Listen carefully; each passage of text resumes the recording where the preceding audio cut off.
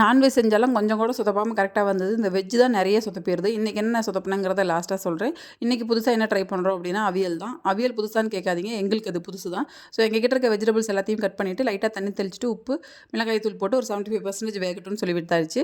இது ஒரு பக்கம் வேகும்போது வெரைட்டி ரைஸ் செஞ்சுக்கலான்னு சொல்லி பிளான் பண்ணியிருந்தோம். ஃபஸ்ட்டு தேங்காய் சாதம் தான் செய்யலான்னு பிளான் பண்ணோம்.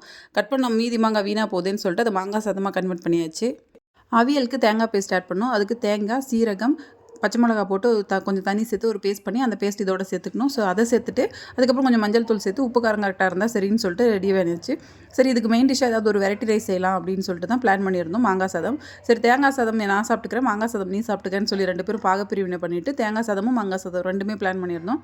மாங்காய் சாதத்தில் கருவேப்பில் போட மறந்துட்டேன். தேங்காய் சாதமில் தேங்காய்லாம் போட்டதுக்கப்புறம் தான் ஞாபகம் வந்தது வெங்காயம் போடணும் அப்படின்னு. நான் சாப்பிட்றதே அந்த வெங்காயத்துக்காக தான் இந்த தேங்காய் சாதம் சாப்பிட்றேன். அதுவே போலனா எனக்கு தேங்காய் சாதமே வேண்டாம் அப்படின்னு சொல்லிட்டு மறுபடியும் வெங்காயம்லாம் கட் பண்ணிவிட்டு ஒரு தட்கா வச்சு அதில் தாளித்து அதுக்கப்புறம் ஆட் பண்ணேன். இது மட்டும் தான் மறந்தியான்னு கேட்டிங்கன்னா, மெயினான ஒரு விஷயம் அவியலில் தேங்காய் எண்ணெய் போட்டு தாளித்தா சூப்பராக இருக்குன்னு சொன்னாங்க. பட் அந்த தேங்காய் எண்ணெய் போட்டு தாளிக்கிற டிபார்ட்மெண்ட்டே மறந்து போச்சு. லஞ்ச் பாக்ஸ்லாம் பேக் பண்ணியாச்சு. அதுக்கப்புறம் தான் ஞாபகமே வந்தது.